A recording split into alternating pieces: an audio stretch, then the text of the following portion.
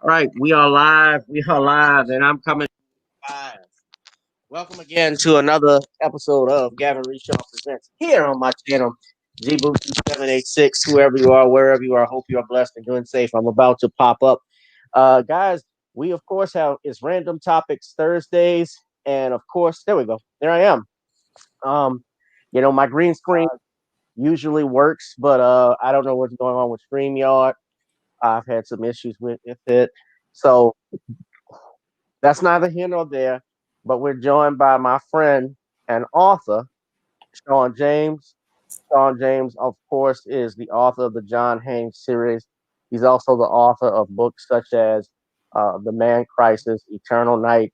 He also has a book called Why Are 70% of Black Women Single? If I'm not mistaken, is that the title? I misread That it. is that is the title.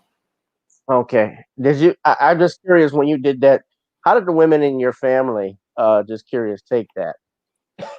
Some of them were upset, but I didn't really care because women really needed to know the truth as related to what was keeping them from progressing and moving forward in their relationships. Because a lot of women out here, they think that the reason they're single is because of the men, but the real reason is because they are outside of God's natural order. So that's what I wanted the women to understand, that they were following a paradigm of failure, and get them back on track to something, to God's natural order, where they can have success in relationships. Yeah, most definitely. I have not gotten that book because I've had you on frequently, brother, and of course, some of my girlfriend was even asking me like, I don't think he likes women. Oh, I, I was like, yeah, oh, I I like women, but I well, have standards.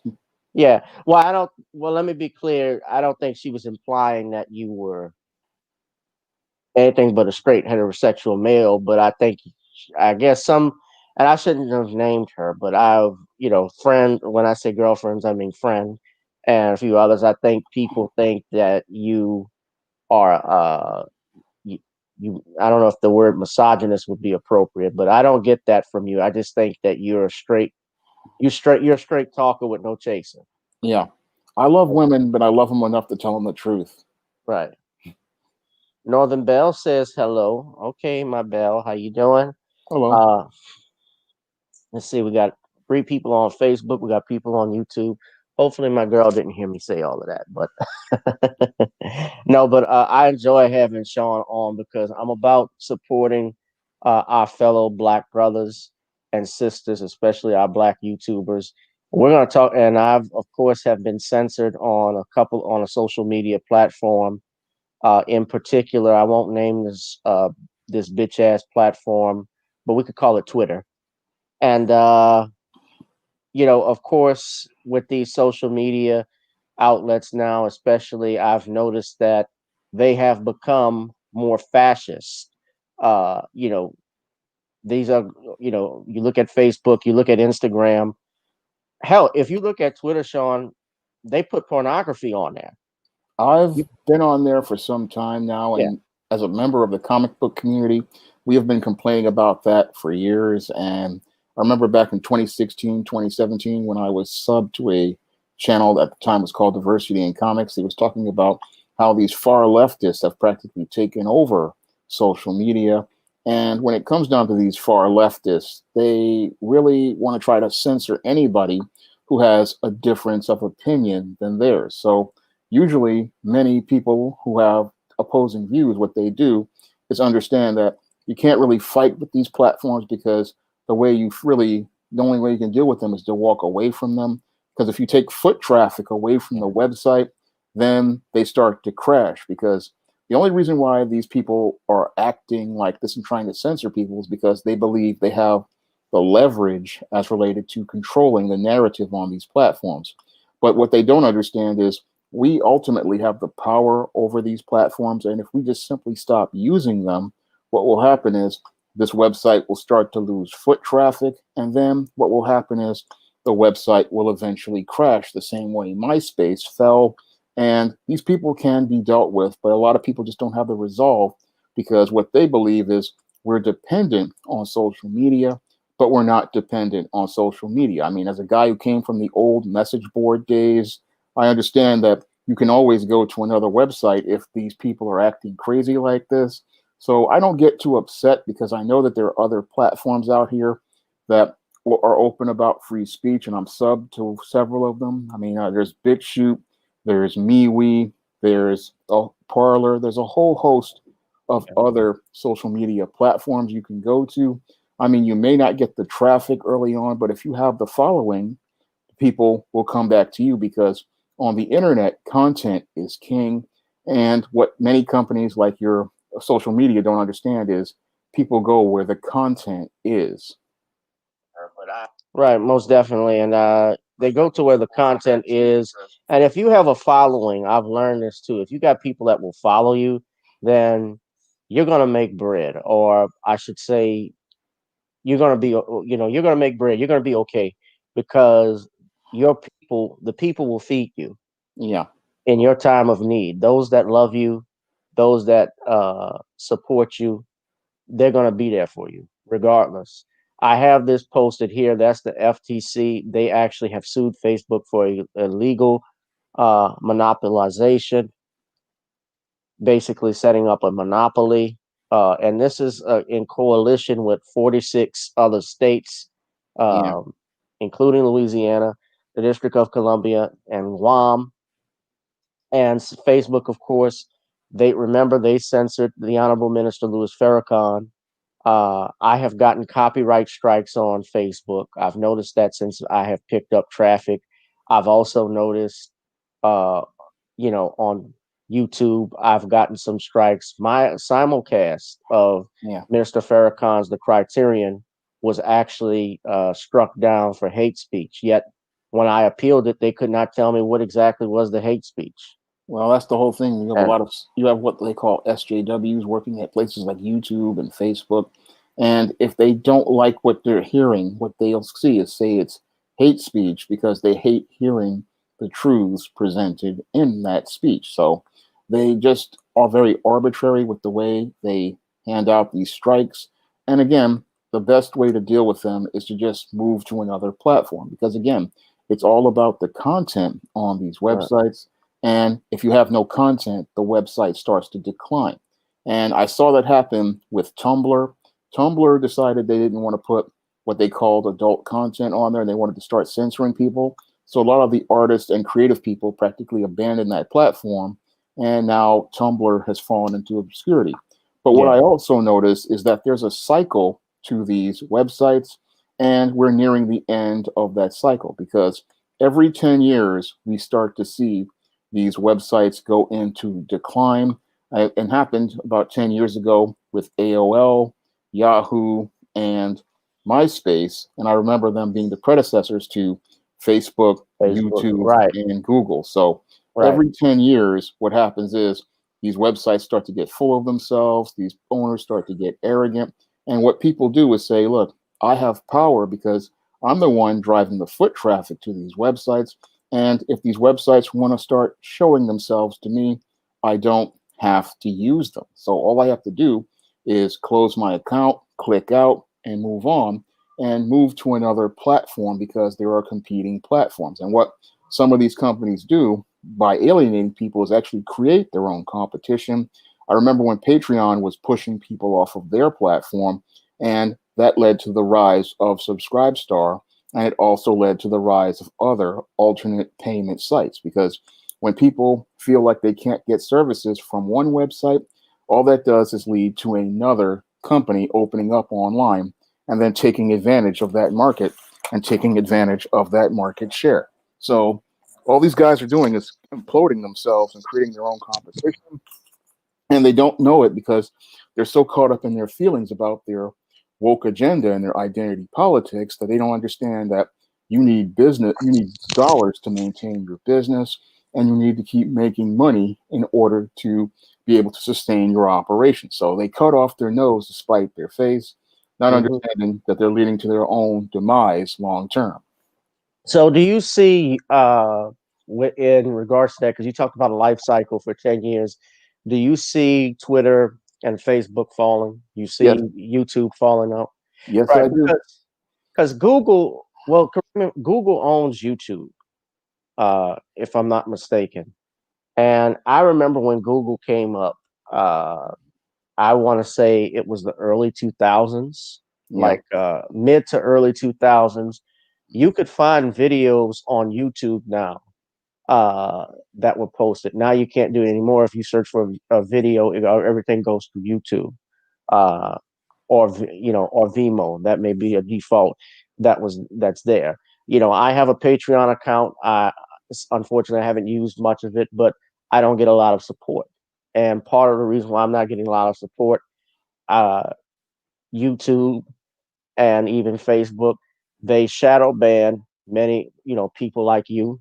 They shadow ban people like me, black men who stand up for themselves, and who black heterosexual men, I should Yeah. say, who have bass in their voice.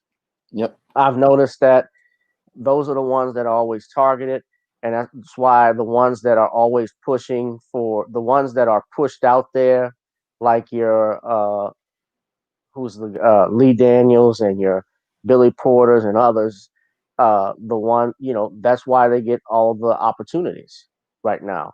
And they certainly don't like it when black men speak up. And I've noticed that my brother Dennis Sperlin, who you've been on his platform, he talked about that, how our black men, the black heterosexual men, are attacked.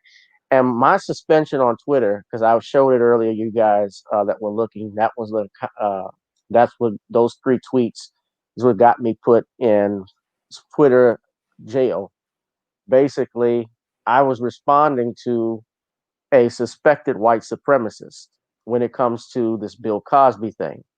They always, for whatever reason, keep trying to bring up the fact that, well, he was a rapist. He was a rapist, when the facts say otherwise. He was not convicted for rape. Al Yeah. Capone's never Al Capone never did time for murder. Neither did Bugsy Siegel. Nope.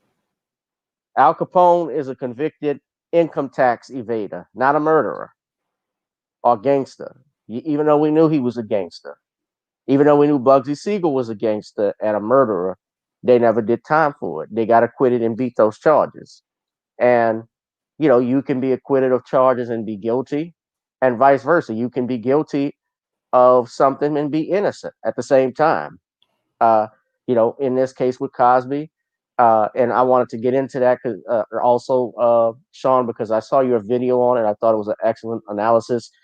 You actually saw, I believe, the Supreme Court's hearing on that, but I Yeah. want of Pennsylvania. But I wanted to, so I do want to talk about that. But that's just the type of thing we're fighting right now, and so that's why it's important when you guys look at the ticker at the bottom that I have. If you go to the ticker, donate to the Cash App, please. Gavin Reshaw Esquire. Google Pay gavin.grich1@gmail.com if you want to continue to support me, because my goal, essentially, what I would love to do, and you and I've talked to you briefly about this, Shawn, but I want to create a media. I think I don't want to say too much because, well, I'm a target anyway, but I want to create a media empire. I want to create an outlet where we own our not only our own network, control our images, we control what is shown on television, because we want to show our kids that things like this can be done. That you can't just give us, a few breadcrumbs, and then we're going to go away and be happy with it. Yeah. Well, yeah, we do have to start working on getting our own media, because when I look at places like Twitter and Facebook, I mean, for them, they will sit there and defend not only white supremacists, but they also black bootlicks, and anybody who disagrees with them. What they do is they try to either have you blocked or have you banned. And it shows us that these platforms are not really open to heterosexual black men or heterosexual black men presenting their issues. So when I look at these platforms, I don't see them as a place for black men. It's always been a hostile environment. I mean, it's been that way since 2010. I remember the early days of the first gender war videos, when we started to see black men putting their topics out there, and they just kept flagging those guys' channels down. I remember Dan Freeman, Rick Scorpio, Mr. Superboy, all those guys just kept getting their channels flagged and taken down. And all because you want to see them push one narrative as related to black men. And usually they don't mind having the buffoons and the clowns and the bootlicks on YouTube's platform. And that's why we have to go out here and get our own platform, and like Black Junction, because there is a platform called Black Junction TV, and I have a lot of my stuff over there, but I just don't have enough Patreon donations to be able to pay the $10. Because if I could pay the $10, then I would put more content on that platform. So I always try to put them on other platforms, because I know that the YouTube platform is not black male friendly. It's a hostile environment for black content creators. And it's a hostile environment for other creators, because I've had people from the goth scene had to deal with the exact same thing. They only want to push certain narratives, especially for heterosexual black men. And usually those narratives are being a submissive, effeminate, beta type guy like this, what they call Kevin Samuels, who's been out here for a while. They like those kind of guys, but they don't want to hear hard, straight talk from black men or hear about black men's issues. So right. When I look at things, we just have to find an alternative, because a lot of the other groups that I've seen that were alienated by YouTube, they have left. I mean, I've seen the men going their own way community leave. I've seen the goths leave. Right. And even some of the comic book guys are starting to walk away from those platforms, because they say, look, my time is too precious. And if this website doesn't want to host my content, and my content is king, I'm going to take my content elsewhere and I'll build my audience there. And this platform, if the more social justice content they put on there, they know it's going to fall, because many of the social justice types, the kind of content they put on, it's just very loud, very argumentative, very hostile, and it does not build an audience. And all it's going to do is lead to what many people call the phrase, get woke, go broke. Get woke, go broke. That is that needs to be trademarked. Yeah, but that's something I picked up from guys in the comic book world. And a lot of those guys, they've seen that these people, these social justice types and these far leftists, what they do is they push their agenda on these platforms, but nobody watches, nobody listens. Are these people powerful? These leftists, like, do they have a lot of money? How are they able to do all of that? Well, they have an agenda, and what they want to do is, some of the corporations back their agendas for pushing things like Alphabet. Some of them like to push their paternalistic views about black people, and they get money to push these things. But the whole thing is nobody watches them, and the whole thing is every place that they go to push their agenda, what happens is nobody watches them, and they think that they can just keep pushing their agenda and spend. But the whole thing is there's only so much money you can spend before you start going broke, because if nobody's watching the content, then it's not driving any foot traffic. And what happens is there's no advertisers who are going to go on a website where there's no foot traffic. So it doesn't matter how many times you put this type of content on, nobody's watching it.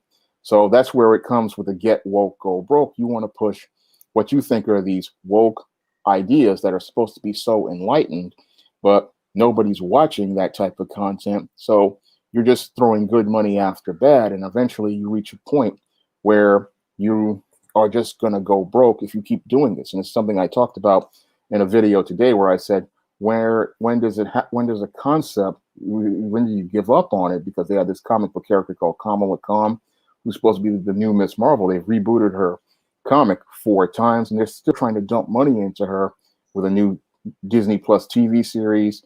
And the character has just not caught on. I mean, you're spending hundreds of millions of dollars on this character who couldn't sell 10,000 comic books. And that's just ridiculous, because you're going to spend millions of dollars to keep trying to get this character over, but the character just has not connected. And that's what the woke people do. They want to. That's like the new Eternals that they try to push with the they try to push the LGBTQ characters, and especially the black characters. That are in it that are gay. So they made that they weren't actually black, but they made the gay character black. Is what I'm getting at, is that they want to show it.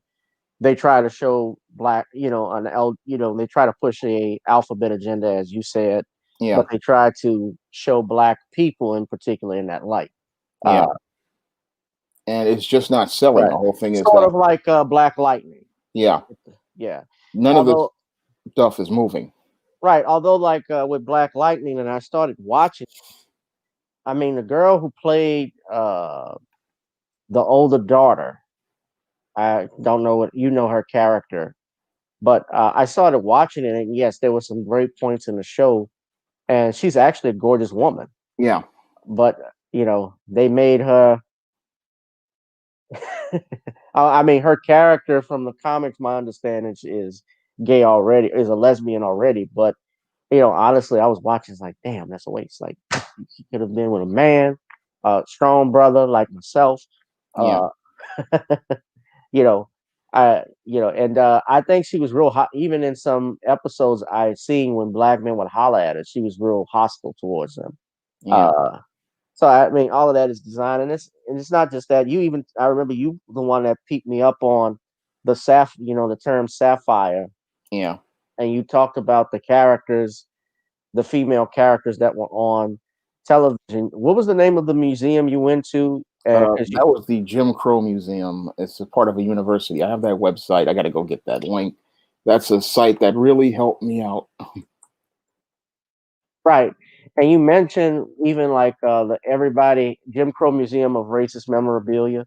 Yeah, it's Ferris State University, Yeah, and it is a website that has really helped me over the years. I mean, I learned a lot from. that's in Rapids, Michigan. Big Yeah, Rapids, Michigan. yeah, that website helped me out tremendously when I first found it in 2010. I mean, that website was a godsend for me. So Right. I learned a lot about these menstrual caricatures. I mean, that website.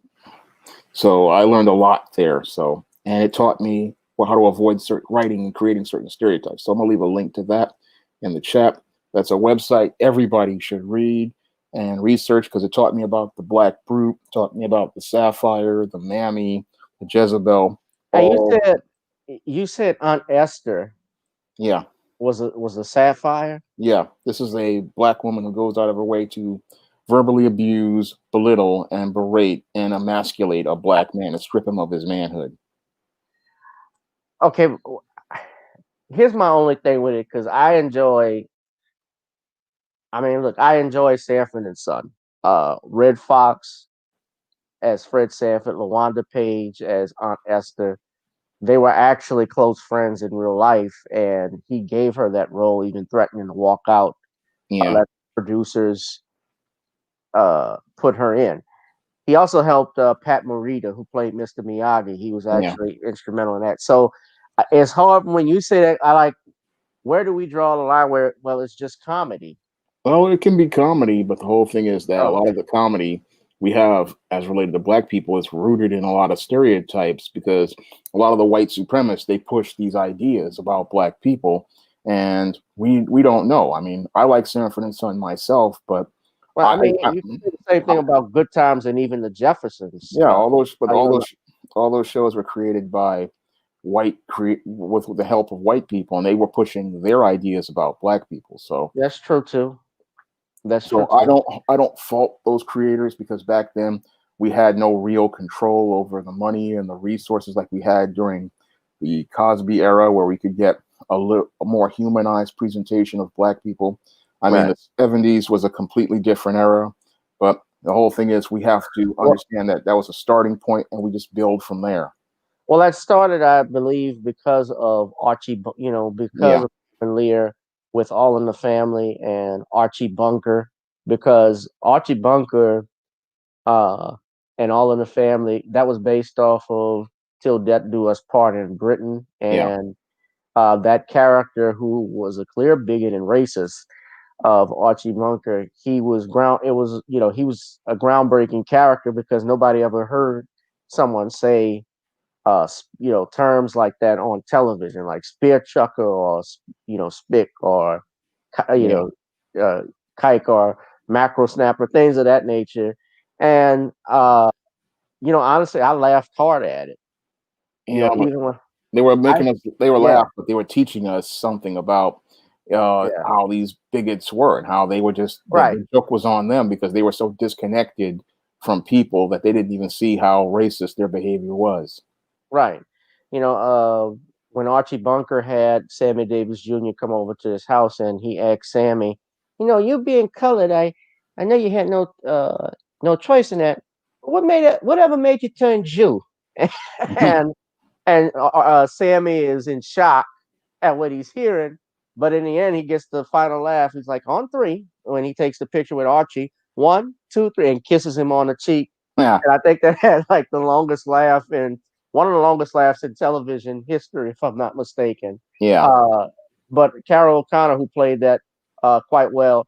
And I guess since I'm talking about that, because they're talking about rebooting Good Times, and I think you made a comment on it on Seth MacFarlane and Steph Curry are rebooting that. Yeah.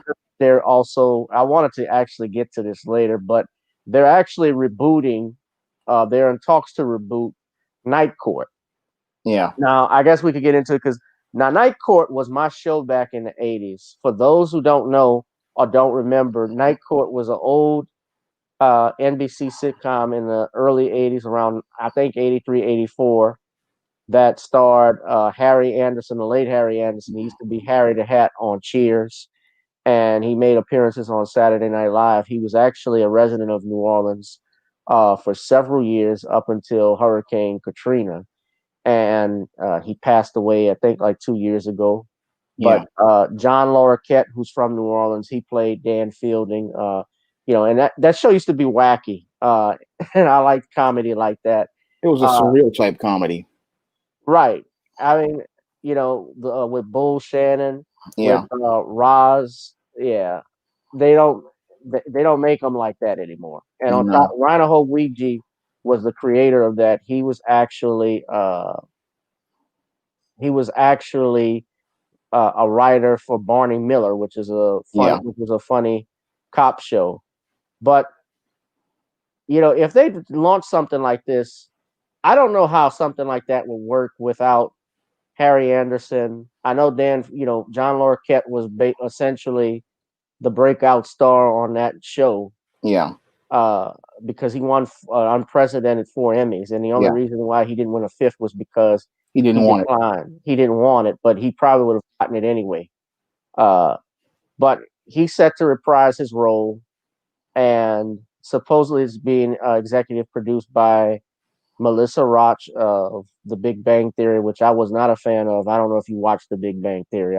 I used to watch it all the time. I mean, it was one of my regular shows. Really? Yeah, because I like the satire they were making fun of with comic fans, and because it was dead on to what I know of what goes on in the comic book community. I didn't find it funny. I never laughed at it. I thought it was like two broke girls. To each his own. I'm not knocking you, but I know. But you have to be a part of the comic, sci-fi, and fantasy community to really get some of the jokes, because a lot of the guys who are a part of those scenes, they participate in a lot of that behavior. So it's a very acquired taste for comedy with Big Bang Theory. Because I mean, when I would go to cons and shows, and even when I'm online, I see a lot of guys who act just like Sheldon, and no doubt. And I see a lot of guys like Raj, and I'll see a lot of guys like Howard, and I see a lot of guys like that. So, and I see them online too. Yeah, I see a lot of Leonards, and they don't really see how their behavior is messing with them. It's a key thing with that comedy is they're making fun of the situation that a lot of these comic fans are, how they're disconnected from people, and how they really don't understand how their behavior is tripping them up. So that was one of the things that was a part of the whole show, was these guys, they were just so caught up in their quirks that they didn't really see how they were impacting their social behavior.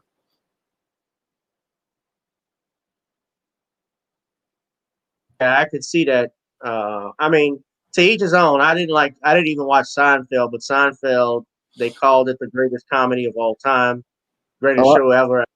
Well, with Seinfeld, you also got a lot of jokes about human behavior, and that one was another one I liked because it had a lot of exploring a lot of the human behaviors and little behaviors that people don't really pay attention to. And it's like one of the tricks of writing comedy is you're making fun of situations. You're not really making fun of people. You're making fun of why they're behaving that way. because I studied comedy for years, and I was a comedy. I wanted to, be a comedian at one time, but then I studied comedy, and I've learned a lot when I was writing scripts for All About Nikki and books like Spinsterella. A lot of people don't know Spinsterella was a comedy about being an introvert. I mean, they look at the goth part, but it really is a comedy about, introverts and the things that introverts do, little things that how sometimes when you're an introvert, you're always overthinking things or overanalyzing things, and how your fear keeps you from really going out and going for what you want. And comedy is something that it's you're making fun of the situation, not making fun of the person, and you're trying to get people to see the lighter side of what this situation is. And what's funny is you're laughing with people about those situations. And shows like Big Bang Theory and Seinfeld, once you start to see the mechanics of it, you start to see the jokes. And I mean, even show like King of the Hill, I didn't understand King of the Hill for years. And then I finally caught what the joke was, and they were making the actual joke that Hank Hill was the alpha male on that show, and he was the leader on that show. He was keeping all the other guys from making mistakes that would destroy their lives. Well, okay, well, as a comedian myself, someone that has done stand-up comedy, Yeah. Your job is to drag people into your world and Yeah. uh, basically into your thoughts and make them funny. And of course, they are, Jerry Seinfeld. I'll give credit to something he said. He said comedy is basically a lie with a web of truth spun with a lie. Yeah. And what there's some truth to stuff with it, because the dark side of humor is pain. Yeah. It's a fine line, and it's two sides to the coin. And but there's different styles of comedy because there are shows that make fun of people. I mean, Al Bundy made fun of the notion of father knows best. Al Bundy was a shoe salesman, a woman's shoe salesman, for goodness sakes, that managed to live in a 3-bedroom home with a lazy wife and idiot kids. Yeah. And Well, he the whole, people miss out on the set. They didn't understand Married with Children was a satire. I mean, I right. got it. It was actually entitled Not the Cosbys. That was Yeah. the working title of it. And initially they wanted Roseanne Barr to play Peggy and Sam Kinison to play Yeah. Al Bundy, but they turned it down. And interestingly enough, the person who created Married with Children or co-created was a black man by the name of Michael Moy. Yeah. Right. Michael Moy and Ron Leavitt were the ones that created that.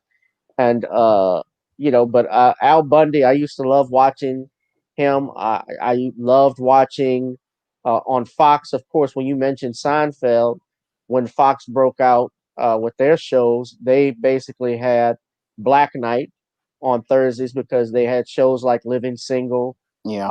Martin at one time, and Living Color. Yeah. Though in Living Color used to come on Sundays. Yeah, I remember those days. That was I Yeah, put my schedule around those. right. And Keenan Ivory Wayans was initially going to reboot In Living Color, but he stopped because he felt that it wouldn't survive in this climate. So when I see shows like Night Court being rebooted, when I hear, which was a hilarious show, I even heard of Martin possibly being rebooted. Different shows are getting rebooted on some sorts. It's happening all the time. I mean, a few years ago, remember Dallas had a reboot. Yeah. Uh, which it just didn't work out because Larry Hagman had died. Yeah. Dallas was a product of its era, and that was one of the problems with that show reboot, because the 80s was a completely different decade than today. I mean, I look at a lot of 80s shows on networks like Cozy TV and other platforms, and people did things that these woke types could not handle. I mean, and when I think about a show like Night Court, I mean, that show was politically incorrect and to All the the way. extreme. I mean, that show was I mean, raw. Dan Fielding would be Me Too. Yeah, Maybe. that show Yeah. was raw. I mean, it was uncensored. I mean, they made jokes that today, if you put them on YouTube, they would probably terminate your channel. And many of these woke types, these SJWs, their heads would explode if they had to hear that type of content. I mean, I remember growing up in the 80s, I was watching a Mr. T cartoon, and I was like, they had some stuff on there that would be considered offensive. I was watching Mr. T on Tubi, and today's people are so soft and so fragile, they Right. couldn't handle a Night Court reboot because that comedy is just too raw for people today. And when I think about that show and how edgy it was, there's no way they could bring that back. And then another thing that I think about is two performers practically missing that you would need. I mean, Harry Anderson, who sadly passed away a couple of years ago, you can't do Night Court without Harry Anderson because he had a very strong dynamic as related to Right. John Larroquette. He had chemistry with him. He had chemistry with Charles Robinson, and he had chemistry with somebody else who is considered an icon to Night Court, Richard Mall. And you can't have Night Court without Bull. I mean, Bull is an iconic figure. When you think about that show, Night Court, you think about Bull. And now I know about the history of the show because I taped episodes back in the 80s. I don't have the tapes anymore, but I had several tapes of that show, and I know the history of the show and how they lost the older woman who passed away on the show. Selma, and then they Selma. also lost Florence. Yeah, Selma and Florence passed away, and then Marsha Warfield took over. And I also know about Right. the district, the public defender, Billy, who came before her, and then the other guy, I think was another guy. So they had a lot of cast Christine changes. eventually came. Yeah, Yeah. Marky Post. Well, before that, a lady who just died, it was a black woman. Yeah, She played Liz. She was the public defender. yeah, she was the first one, I think. Right. And then they brought in Billy, and Billy left, and then they brought in Marky Post. So that was, Right. and they also don't talk about how that show struggled for the first 2-3 years. I remember the first 2-3 years, that show was at the bottom of the ratings until Cosby came along and it became part of the Thursday block, and that then became the number 4 show on NBC, and then that led into LA Law. So I grew up. That was one of the things I watched as a kid. And again, that comedy was super raw, and not even Big Bang Theory. A lot of shows benefited from Cosby on NBC. Yeah. Cheers. Cheers and was struggling. Yeah, Cheers and Night Court were struggling at the time, and if it wasn't for Cosby, they would have been canceled. I remember when Night Court was in the 80s or the 90s, and I also remember when Cheers was in the 80s or the 90s, and Tartikoff was just keeping stuff on the air just to keep the network afloat because NBC was this close to going bankrupt until Bill Cosby came along. I also remember with Night Court, that was a place where Brent Spiner was doing acting before he became Data on Star Trek. So there are a lot of actors who got their start on Night Court, and they became breakout stars. Right. Brent Spiner played what's the name of I know the name of them. They were these country. Yeah, it's hillbillies. Hillbillies. Hold on, I'm gonna find it. Yeah, he played. Okay, yeah, of course, he was also in Independence Day, but he started out on Night Court. I remember this exactly. Yeah. Bob Wheeler, that was it. Wheelers. Yeah.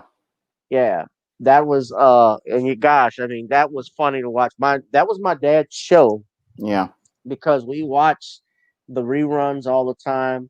I remember when they had, I think their worst episode may have been Attack of the Mack Snacks. Yeah. But I remember that. And yeah, they carried, that show was highly rated for a number of years in the middle 80s. I mean, number 4 show in the country. Yeah. And, the performance of John Larroquette, because he was so great physically, for comedy, which I thought was hilarious. But since you brought up Cosby, I guess we can go into that. That's a good way to segue into this. I do want to get your opinion on the appeal. Did you get to see our coverage? I did the coverage on my channel, but also I simultaneously did coverage with Nicole's View. I haven't seen it yet, but what I did was I read your article, and that was where I came down with my analysis in the video, because from what I read and my own research, I mean, I really think that this appeal is going to go through and Cosby's going to win, because the judges already know that the case is shaky as related to Cosby, and they know that as related to Kevin Steele's unethical behavior, and as related to those witnesses, the case is just, it has to be overturned because the legal precedent that was established is one that is detrimental to the entire country. The whole standard of trust and believe is very harmful to the country, because when you have it where we're not under due process of the law, people can just make any allegation and have somebody arrested and tried and convicted for on trumped up charges. And that takes us back to a Jim Crow standard of justice. Right. Well, I think the other thing too is, and I was pointing to this earlier when I was trying to get your attention and everybody's attention, but when you were talking about social media, Yeah. and Twitter, this is a copy of the Constitution. You guys can get it. You can look at it online. I keep a booklet with me, of course, for purposes of looking at the First Amendment. And that's why I was holding it up, because we have something called freedom of speech. And even though Twitter may be a quote unquote private actor, they act, of course, in the interest of the public. And we, of course, have freedom of speech, and they regulate, certain things, especially now since we're in the digital era, how important freedom of speech is. Yeah. But what I want to but in relation to that with Cosby, when you read the Constitution, Amendment 6 clearly states that in all criminal prosecutions, the accused shall enjoy the right to a speedy and public trial by an impartial jury of the state and district wherein the crime shall have been committed, which district shall have previously ascertained by law, and to be informed of the nature and cause of the accusation, to be confronted with the witnesses against him, to have his compulsory process for obtaining witnesses in his favor, and to have the assistance of counsel for his defense. So the key word in that, though, too, there's a couple, but an impartial jury. How can you have an impartial jury when Kevin Steele campaigns in that district that if you elect me, I'm going to get Bill Cosby, and say that he committed all of these crimes? When you have a judge that's allowing outbursts in front of the court, outside the courtroom. Remember the actress who actually was on a Cosby show that had her titties painted and jumped out at Bill Cosby while he was walking? That bedwench, I don't know her name, and she's not even worth even being named, but she was clearly paid to do that. That was all in front of the jury, all the protest that was going on, even in the trial with the witnesses making those outbursts, should have ended in a mistrial. The fact also that this case, we go to the Fifth Amendment, and it talks about no person shall be held to answer for a capital or otherwise infamous crime unless on a presentment or indictment of a grand jury, except in case arriving in the land or naval forces or in the militia. This is basically nor shall any person be subject for the same offense to be twice put in jeopardy of life or limb, nor shall be compelled in any criminal case to be a witness against himself, nor be deprived life, liberty, or property without due process of law. Now, the Fifth Amendment, when it talks about due process of law, that deals with the federal aspect of it, whereas your 14th Amendment, which was designed to give Black citizenship, that's actually what it was created for. Yeah. That deals with the due process of the state. How did Mr. Cosby get due process? And the Supreme Court Justice I believe his name was Justice Baylor, if I'm not mistaken, he said himself that, I believe your client, he told Bogine, who was the defense attorney, Catherine Bogine, your client didn't get a fair shake. And he definitely did not get a fair trial. I mean, when you look at the evidence, I mean, his Fifth Amendment rights, his 14th Amendment rights. The prosecutor promised not to press charges. Yes. Yeah. And that sets a bad legal precedent, because in other cases that the state gets people to turn state's evidence, they can't trust the prosecution to actually go back against them. So this whole thing what Kevin Steele has done has practically put the whole court system in jeopardy, and practically if this verdict stands, other people can actually now come out here and file suit against the state saying, hey, you use this evidence against me, and it can lead to other people being Well, cleared, and they don't see the dangerous legal precedent they're setting. the dangerous precedent, though, that has been set is, and Yeah, even one of the justices asked this is a prosecutor's word not does the prosecutor's word mean anything? yeah, Because you're talking about, well, they didn't have it in writing. They didn't have it in writing. Agreements don't have to be in writing. If you in Louisiana, we have something called detrimental reliance, where yeah, if you promise somebody, you call it promissory estoppel in common law states. yeah, But if you make a promise to someone and they rely on it to their detriment and they fulfill an obligation, the courts will hold you legally accountable to oblige and fulfill that obligation. So, what will happen at best, uh, well, at best is that they will grant the appeal and they will grant it based off the Fifth Amendment option, which means that under that Fifth Amendment issue, then Cosby's case not only will it get overturned, but he can't be prosecuted again because he has immunity if they find that.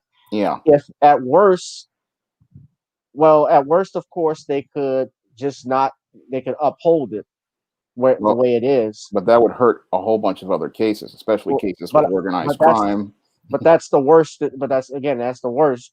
The middle part of it, and I guess a good scenario would be is if they overturned it, where the with regards to the prior bad act witnesses, which Yeah, would mean the sentence would be vacated, conviction would be vacated, but he could still be face another trial, which I don't think they would bring another trial forward because the money that it would take to prosecute it again, the fact that this DA got exposed and humiliated, it will likely force him out yeah, of office because people, I believe, are waking up realizing how bad this is. And these idiots on Twitter, like the ones I was arguing with, and the idiots who run Twitter, you all should look at that and look at the fact that you had someone making spilling these false allegations and lies about Cosby, and then attacking others for telling the truth and calling what the way we saw it.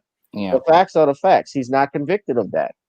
No, So he wasn't convicted of a rape, just like Al Capone. Like I said, never convicted of murder. nope. And that's a historical fact with Al Capone. And if you keep saying those type of statements, you might actually get sued for libel, and that's something.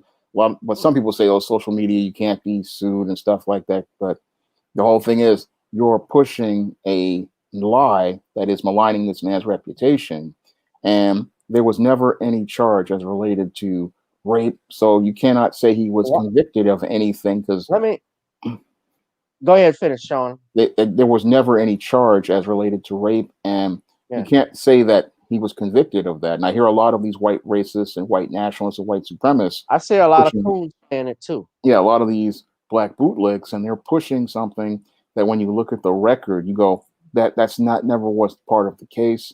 And the whole case itself was based on a malicious prosecution. And I believe Bill Cosby could also sue the state for malicious prosecution because this man intentionally ran his whole campaign on prosecuting Bill Cosby.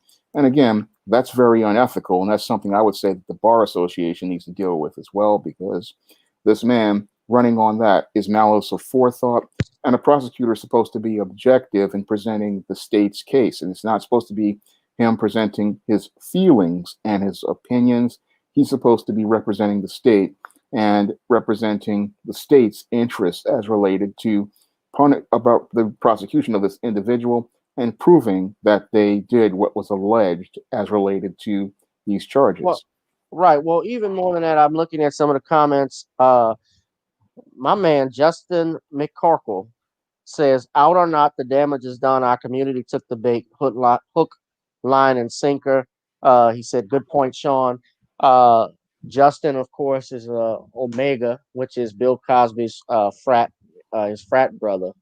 Uh, but the damage has been done. But the thing is that we here are the ones that can repair that damage. Yeah, You see, it's not the battle is not over. No, far A from it. battle may have this is a war that you're fighting. There's a difference between a battle and a war. A battle is just a part of a war. Yeah, But we're at war right now, and more people, and even people who don't like Bill Cosby, are even waking up, realizing, you know what? He didn't get a fair trial. I saw DL Hughley, and DL, of course, has been hell of uh, critical of Bill Cosby. He doesn't like Bill Cosby at all. But he even was on Vlad saying that he thinks, and I don't watch Vlad, but he thinks that Cosby should be let go because of the COVID pandemic. But that's because when you see DL Hughley or Earthquake, or even Marshall Warfield made some comments about Bill Cosby. I don't know if you heard about that, Sean. Hell, even Sinbad and yeah, Lunel, and I could go on a whole list. That was because they had a personal issue with Bill Cosby. yeah, They had something against Bill Cosby because Cosby said was critical of their comedy or critical of Def Comedy Jam. But Bill Cosby wasn't the only one critical of Def Jam. Bill Cosby wasn't the only one critical of Eddie Murphy. Lucille Ball didn't like Eddie Murphy. yeah, Rodney Dangerfield criticized Eddie Murphy. He told Eddie Murphy himself, "Kid, you got to watch your language. Watch your language. And then when they were at the Caesar's Palace, and he saw Eddie Murphy headline, and he's using the urinal next to him, and Rodney says, "Hey, who knew?" You know, uh, he wasn't the only one. And from what I understand, what uh, Bill was really trying to talk to Eddie about was being careful about how he brags about his money, yeah, because he didn't want him to get robbed or be a target. yeah, I mean, I listened to Keenan Thompson, who I don't think Keenan Thompson is that funny. He's been on Saturday Night Live for damn near longer than anybody. He's practically got the same job. And remember, he went at Cosby. He's talking about how Bill Cosby told him a dirty joke. It's like, well, you never heard a dirty joke from your grandfather before? yeah. I mean, in the comedy business, you're gonna hear those type of jokes, and it's just part Right. of business. Right. I mean, hell, I've seen unedited episodes of the Tonight Show with Johnny Carson, where he was doing a satellite stream, and Johnny Carson let loose. He was telling a lot of jokes that were not going to be on television.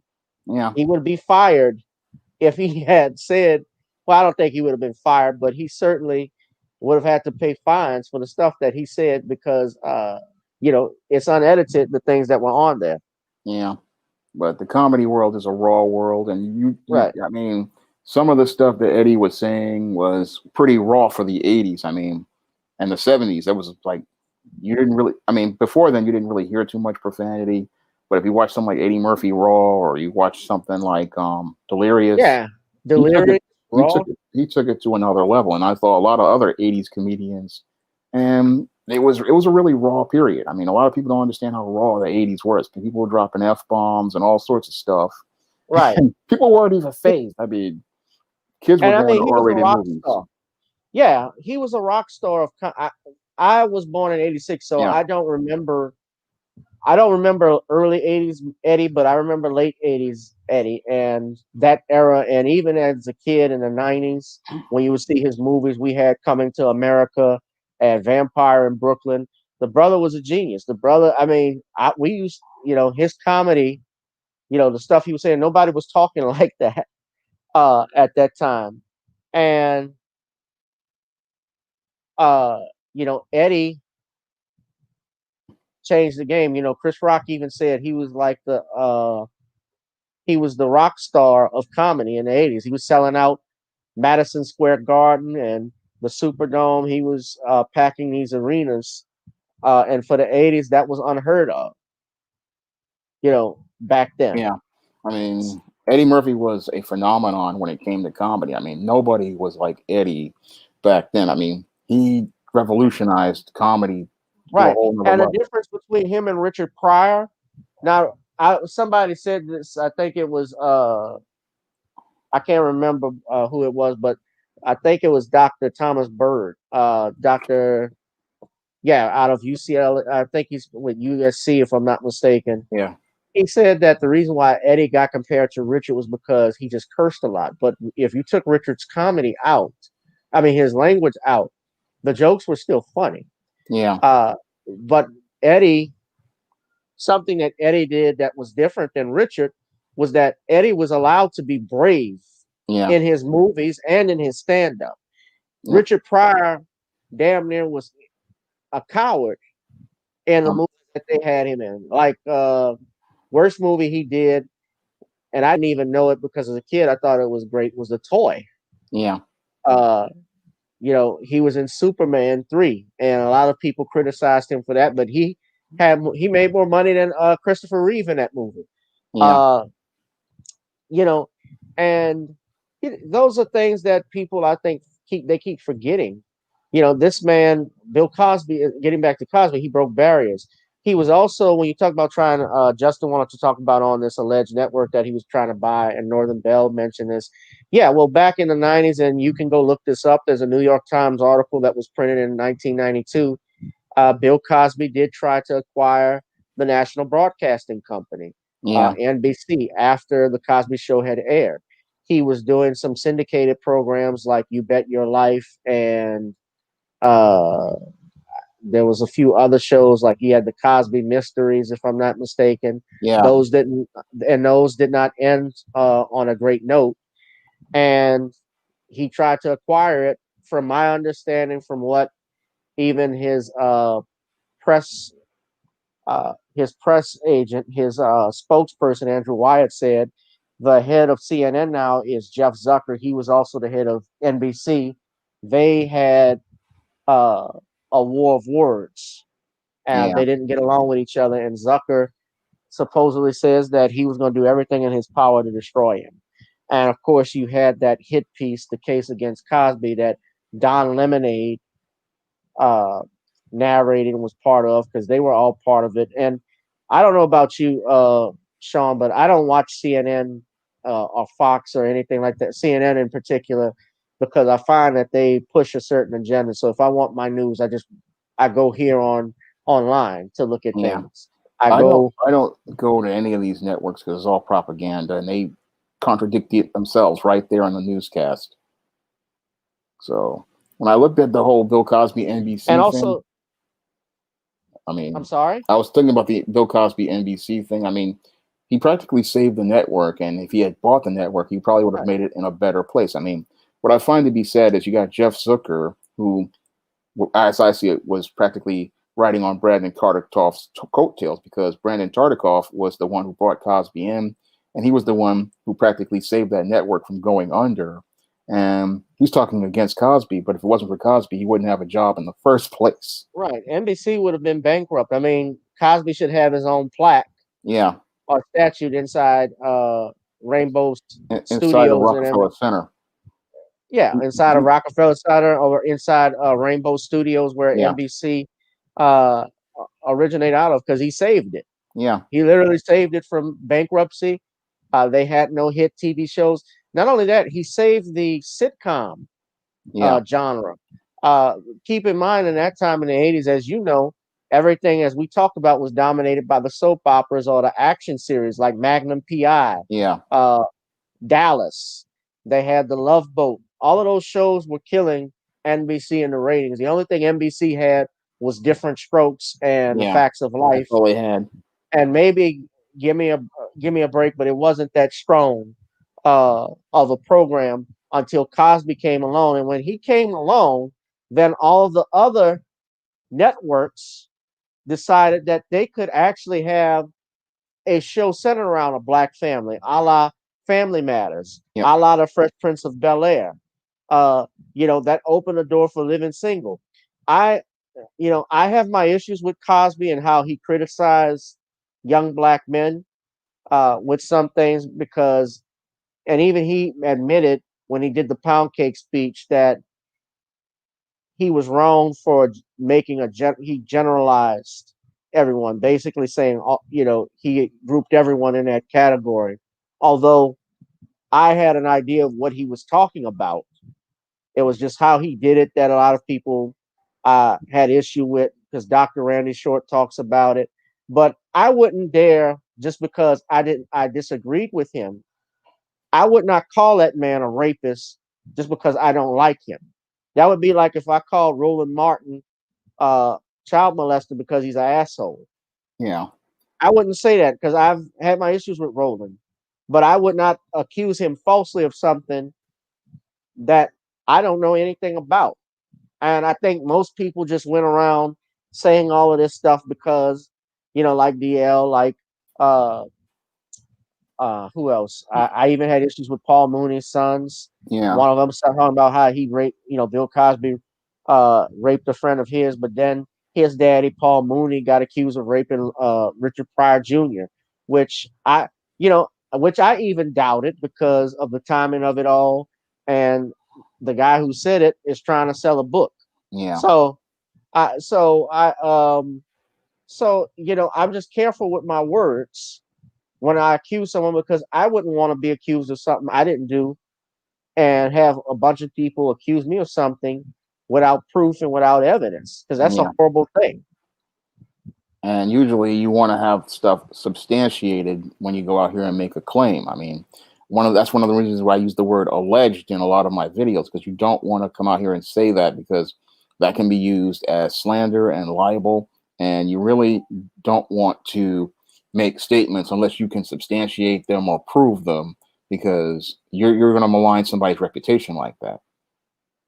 Yeah, well, that you malign their reputation, you put yourself in danger and Yeah. jeopardy for either slander or libel suit. Of course, a defense to that would be the truth. I'm not giving y'all free legal advice, but and this doesn't create an attorney-client relationship, just to be clear. But that is, defense to slander and libel is the truth. But none of that has been proven true. There have been allegations, and actually, most of them has been documented. All of them didn't go to the police immediately, supposedly, when this happened, or even if they did go, they did not find enough evidence to warrant bringing any charges. Yeah. So I'm skeptical of that. And then also, you got to take into account too, Bill Cosby is also fighting with this oil company that's trying to put a pipeline through his property in Massachusetts. Kinder Morgan is supposedly fighting with them, and is fighting with them and other neighbors. And Camille Cosby actually wrote an article back in May of 2014 where she condemned them. Uh, they've been fighting with them, and supposedly, I believe this was Drew Story News who mentioned this, that the CEO of that company or someone powerful that worked there made a comment saying that they could get a celebrity to they can bring down a celebrity there just like that if they wanted to. Something along those lines. I say allegedly because I don't have the official quote in front of me, but I know the damn thing. I know they talked about it before because I've heard the damn thing said, and I believe Drew was the one who mentioned it in Nicole's simulcast. Yeah. So that stuff has happened. There is such thing. Look at how they treated Sam Cooke. Look at how they treat these black musicians. If you read the book, the FBI's long war against Tupac Shakur Yeah. and other black entertainers. I mean, it's clear that these men were spied on. Jimi Hendrix, Sam Cooke. Have you ever seen the Sam Cooke documentary? I want Sean or heard about it. Haven't heard about it and I haven't seen it, but I definitely will, because I think about the tragic way he passed, and I definitely want to take a look at something at that. Well, yes, everybody could look at the documentary. Of course, everyone talks about the two killings of Sam Cooke that are on Netflix, but the one I am talking about that goes more in detail is the documentary called "Lady You Shot Me." Yeah. I did a live stream this past Friday about Sam Cooke and Otis Redding's passing. That because they died in mysterious circumstances. But what was Yeah. interesting is that they were all both trying to they did create their own music publishing. Yeah. They wrote their own songs and material. Otis was actually in the process of creating a record company and a publishing company along with James Brown. And before he could do that, he dies mysteriously in a plane crash. The only survivor, who died in 2015, couldn't even swim. and he was found 20 minutes later. So that whole thing was just very suspicious. But Sam's Yeah. death, Brother Ron Hurd goes more into depth with that. But Sam Cooke's death was the one, and you go back and look at my last video, Sean, if you want to check it out. But that's All the right. one everybody should pay attention to because the whole story didn't even make sense of how Yeah. he died. Yeah. So you want to say something, Sean, No, right quick? I don't need to say anything. I mean, I'm just listening to you. That's all. All right. And so, with that said, I want to move on quickly because I don't know if you got to run, but I don't want to keep you too long. All right. But I did want to talk about well, it's actually one thing right quick.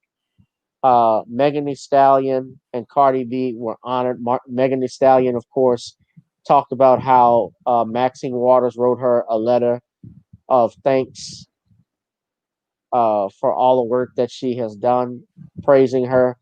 Cardi B, of course, she won uh, Billboard's Woman of the Year. And I know you have been critical of these women in the past, Sean, Yeah. uh, in particular. But what does this say? What I want to ask you is, what does it say about Maxine Waters, because and the people that reelected her? Because I'm at this point, I'm not shocked that they use celebrities to push their agendas and so forth. But just what are your thoughts on it? I mean, it sadly it shows us how your Maxine Water has been bought and paid for, and how she is out here really not working for the best interests of black people, and how she's really just loyal to the white supremacists out here. I mean, she's looking like a modern day mammy out here, going out here giving an award to a woman who promotes the Jezebel narrative and elevating this narrative, this type of imagery that presents a negative image of black women. So when I look at Maxine Waters, it's deeply troubling to see this so-called accomplished black woman elevating a image and a narrative that tears down our sisters. But Right. it's like something I And her talked about. district is horrible. Yeah, but it's something like I talked about in a live stream last week. I talked about what I call the I got mine FU mentality that a lot of baby boomers and some of the silent generation types have. And your Maxine Waters has the I got mine FU mentality, where she believes that since she's got her congressional district, she's got her money, she's got her house, she's got her retirement, she's not thinking about the impact on the next generation or thinking about teaching and preparing the next generation for something better. In her mind, she got hers, and now she could care less about the next generation. So all she's thinking about is getting some change from these Hollywood types. She doesn't think about how her role was to prepare the next generation by presenting them with positive images of black women so that we can get another generation of sisters out here who can help build with other black men. As long as she's got hers, she could care less about the next generation. And that's something that a lot of baby boomers and a lot of some of the silent generation, they have this mindset. And it's very detrimental to black people when you have people with that mindset because they'll sit there and they'll promote negative images of black people, negative narratives about black people because in their mind, they've got theirs, they've got their money, they've got their house, and they don't understand that if you don't help the next generation, they're not going to care about your legacy. And what we're seeing, like in the case of Charlie Rangel, another guy who had that mindset, your district will be taken from you by other groups. And we see it with South Central and other areas. They take what you have and you have other people taking it because you didn't teach the next generation what was valuable or important. And her elevating these dysfunctional females, that's something that's really sad because, you know, you should be wanting our sisters to do better. You should be wanting them to establish a standard for black womanhood because these same women say they can't find a man, but their behavior is one of the reasons why many of these black women are single because they think that they can do these behaviors like these white feminists talking about how they're so empowered. But many of these men, they don't see these women as wives. They just see them as basically prostitutes. And when you promote prostitute culture, you're promoting something that's going to keep women single for the rest of their lives. Well, you mentioned Charlie Rangel, young man. I did a lot in New York for black people.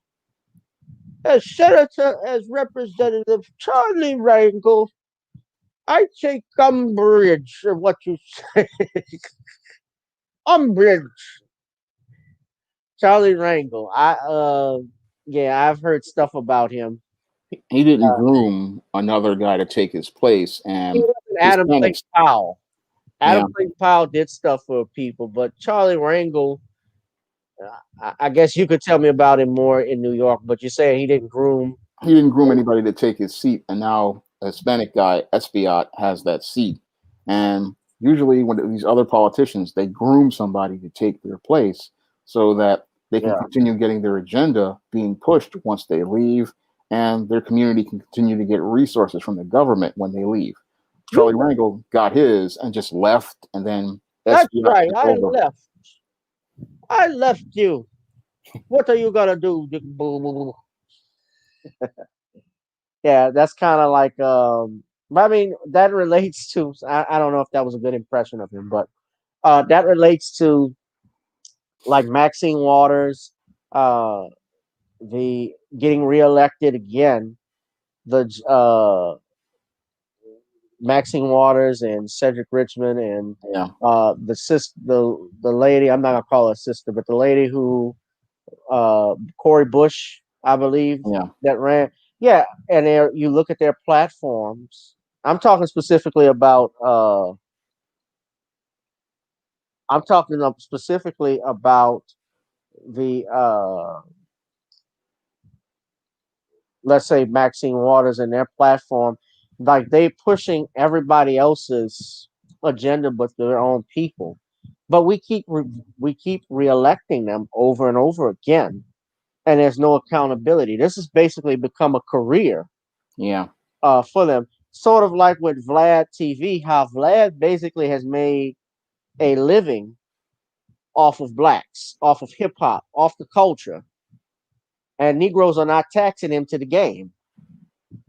They're not taxing him, and they get upset about the stuff he says about Farrakhan and the way, a lot of people that be going on Vlad that go on his television show, for instance, they end up getting with some type of charges or something happens to them. But why do we keep? But I look at that. It relates to Maxine Waters. Why do we keep reelecting them over and over again?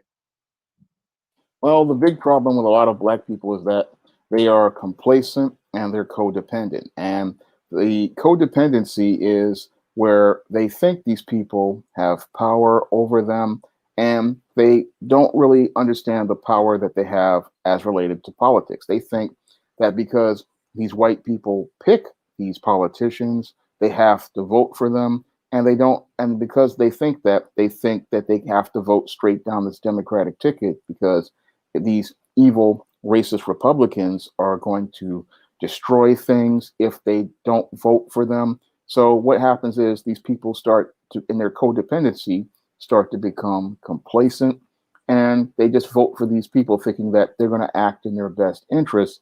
But Mhm. if you didn't pick these politicians, then they're not going to act in your best interest. Every other community out here, Latino, Asian, Indian, Arab, I mean, even whites, they go out here and they pick their candidates. They go out here, they use their voting block to get those people voted in. And then those people, either if they don't bring the tangibles back, they get voted out. So Right. usually what happens is with black people, that when a white person trots out a candidate like a Barack Obama, or they get a shill like an Oprah Winfrey to trot out a candidate like Barack Obama, they become spellbound because they create a covert contract where they believe that if they go out here and vote for this hand-picked black candidate, they will get social brownie points with white people, and then they'll be able to get support from that white person or approval from that white person. And instead of them voting for tangibles, they're actually voting for social currency. And this is how these people get voted in again and again and again because black people are voting really for social acceptance and they're not voting for tangible resources. And Sure. meanwhile, this candidate is getting a kickback, as I see it, in terms of money and earmarks for keeping the black people complacent. Right. And that's how the codependent cycle works. But we have people trying to break this cycle, but it's a tough road because a lot of black people, they aren't really politically educated. They're not really politically aware. And what happens is a lot of black people, they keep voting for these candidates, not understanding we didn't pick these candidates. These candidates don't represent our interests. These candidates don't support a black agenda. And outside of their black skin, there's nothing really black about them. They're basically, as I call it, chocolate covered white people. And they're just there to be tokens to do whatever their slave masters tell them to do. Well, without a doubt, that's true. But I want to point this out too with regards to Cardi B as well. She was honored with an award, Yeah, and she was presented with that Billboard Woman of the Year award by Breonna Taylor's own mother. And she supposedly clapped back at haters who said, "Why is she getting an award?" She said, "Good night, Northern Belle. I think she's leaving." yeah, But she said that I represent America. You know, we talk about Bill Cosby. Let's not forget that she admitted to doing the things that Bill Cosby allegedly did or yeah, supposed to do to women. But there's a double standard, a clear double standard where that's ignored or that's even praised because they call it hustling. yeah, And she had to survive on the streets and actually had trannies rape these men. Just I'm yeah, going by what she said. So what does that I mean, what does it say about Breonna Taylor's mom doing? Like, why would she do that, and why? I guess probably there's some browning points that she's getting, or I'm sure they're giving like a she gets more recognition by making an appearance like that, and I guess more exposure. But I'm just trying to figure out, and I'm not gonna lie to you, because I'm not prudish. There's music, some of the music I do like. yeah, Uh, some stuff I like. I mean, I look. I'm a straight man. I like seeing women shake their ass. That's. yeah. I'm not gonna lie to you and say be approved, but I also know what the game is and what's going on. But why is uh, your well? Let me just get what your thoughts are on her being awarded, uh, Sean. I'm deeply disappointed that she was rewarded for that because when you promote that type of culture, what is that going to, how does that affect our daughters? And that's something people aren't really thinking about. I mean, when you reward a woman who went out here and basically promotes prostitution and promotes exploiting and taking advantage of men, what type of message does that send to our young daughters about womanhood? And this is something people aren't really thinking about as related to this promotion of Cardi B and people like Cardi B and Megan Thee Stallion. When we promote this type of behavior, it's really going to have an impact on our young girls. And instead of them thinking about trying to be a respectable young woman who's going to be a wife, you're setting them up for a road to failure. And that road to failure is going to lead to them either becoming single moms or they're going to wind up becoming one of these what I call 70% chronically single black women who say they can't find a man because they've bought into these twisted feminist ideologies that have them believing that this is empowerment, but these women wind up alone and miserable. I mean, we're not really thinking about the long term as related to how this is impacting our young daughters because a lot of people have this I got mine, F you mentality. And to hear Breonna Taylor's mom being out here, handing this woman an award, that's really troubling because a lot of people allege that Breonna Taylor passed away as a result of being a part of this drug culture and this prostitution culture. And it again, this is all about promoting stereotypes about black women, but most black women really aren't aware of how these stereotypes negatively, adversely affect them because they're not really knowing much about the Jezebel stereotype or the Mammy stereotype. They're not understanding that this is what they're trying to do is push this on the black woman. Meanwhile, they go out here and they make positive images of white women, and the white women are not following any of those narratives whatsoever. They'll push that on black girls, and what that does is has black girls headed down a bad road. And they are thinking they're doing something empowering, but what they're doing is heading down that road to becoming one of these chronically single or one of these single moms. And all they're doing is playing right into the hands of white supremacy, which wants to see you miserable and below the white woman instead of being elevated to a strong position where you're supported by a black man.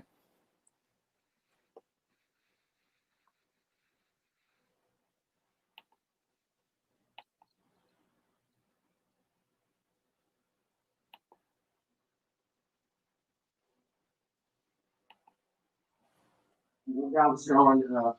Excuse me 1 second. Sean, give me 1 minute and I'll be All right right. back. Something came up.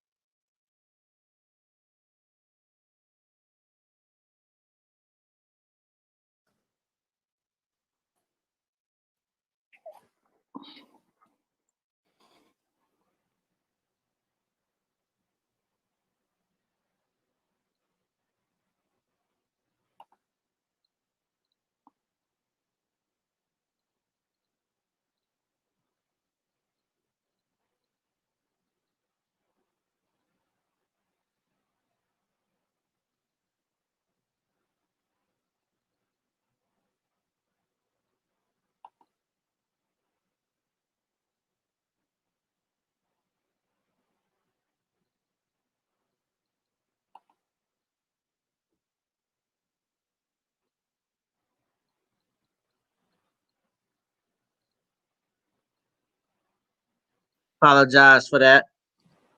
Oh, that happens. Yeah.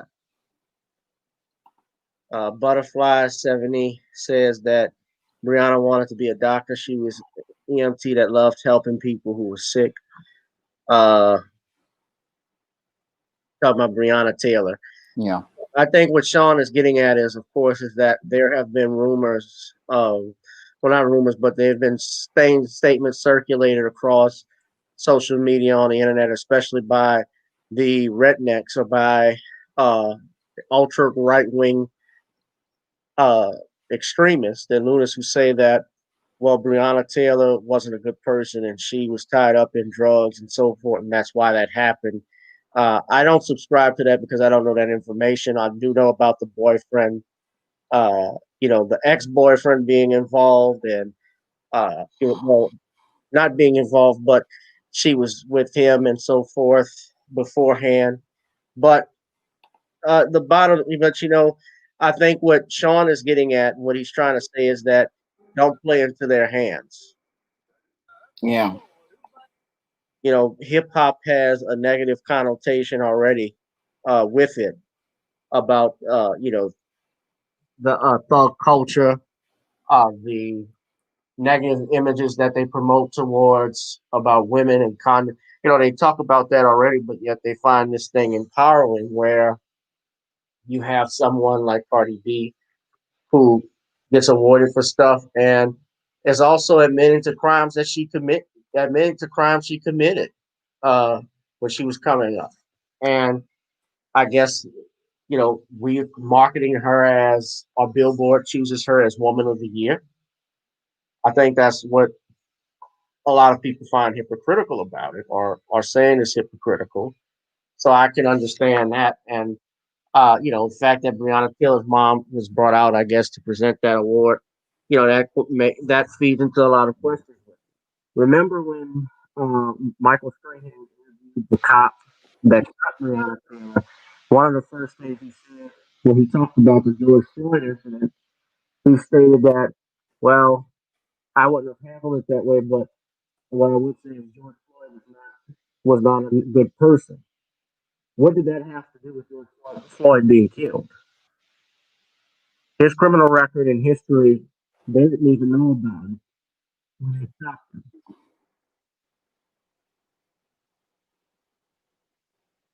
So they bring it up and they're like, to slander people. But of course, I heard that information has been circulating about Beyonce that was dating people like that. And I mean, it's true that happened.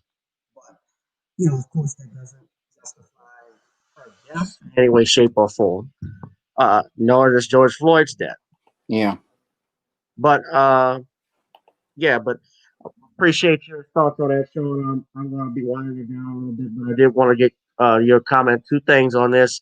MLB announced, I don't know if you follow baseball, but they are formally acknowledging um, the Negro Leagues as part of Major League Baseball. Of course, was you talking about that? That was done earlier this week. I find it interesting they did that right after former Negro League baseball player and country singer and star Charlie Pride passed away from complications of COVID. But these were the Negro Leagues. They were actually even superior to the Major League Baseball at that time. It existed from 1920 to 1948, and you had all of these you had black owners of these franchises that gave in to the MLB when they let Jackie Robinson be drafted into the Brooklyn Dodgers. And baseball is still technically segregated now. There are not a lot Yeah. of blacks that play. I'm not saying that they don't play baseball, but Butterfly says my mic is messing up. Can you hear me well? I can hear you well now. Before it was a little wonky. Yeah, but now they're allowing uh, they'll be included in the game's official statistics. So back then they did not include the Negro Leagues players statistics. Those that got drafted. Uh, yeah, actress Carol Sutton passed away. Yeah, I know she goes to my family church. I love you too, butterflies. Uh, Rosalind, yeah, Carol Sutton. Carol Sutton's from New Orleans, so Yeah. I know of her. Yeah, she goes to our church. She did go to our church. Excuse me, family church. Uh, Black players were adopted Yeah. church. So black players were barred from MLB play, depriving many baseball fans from seeing some of the best hitters, pitchers, and fielders of the 20th century. Uh, and so now they are letting this in. Rob Manfred, the MLB commissioner, said, all of us who love baseball have long known that the Negro Leagues produce many of our game's best players, innovations, and triumph against a backdrop of injustice. Of course, Jackie Robinson was in the Negro Leagues, but also you had uh, even the great Hank Aaron, Henry Aaron was part of the Negro Leagues, as well as Willie Mays and Charlie Pride and a few others who started out there. Um, Sean, what are your thoughts on this? Well, I'm glad that the Major League Baseball is finally acknowledging all the Negro League teams, and I'm very happy to see these talented players finally get the recognition that they deserve. I mean, many of the Negro League players were, as you said before, even better than many of the Major League players, and many of the teams were a lot stronger than the Major League teams.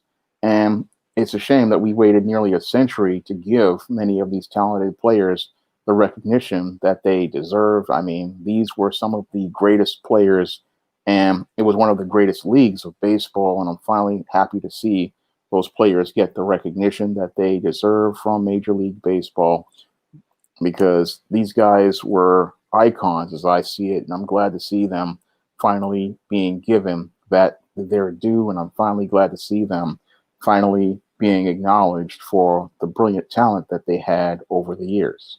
Right.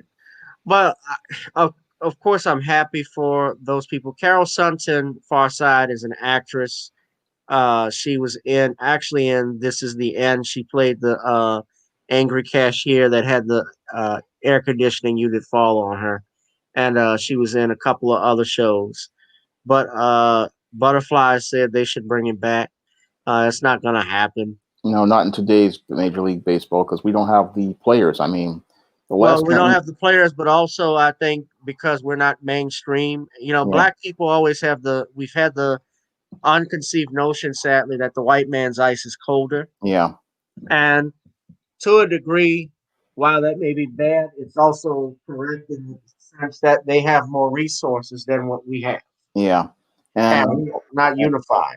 and there's also another point. I mean, a lot of black players are not really coming into baseball anymore. I mean, we back in the '80s, you had a lot of black men wanting to play baseball, but a lot of black men they see bigger paydays with basketball and sometimes football, but they're not really going over there because you have to go through the farm system, and it's an easier road with the NBA where you don't even need to where all you need is a high school diploma to enter the NBA because LeBron entered the NBA with a high school diploma, and some guys enter the NBA with less than 2 3 years of college, and you can get into the NFL fast as well. So Major League Baseball, it sometimes you have to wait years to go through the farm system, Yeah, and a lot of the ball players they're saying, look, I'd rather just play basketball and football where I can get these paychecks early, and like I Patrick Mahomes. yeah.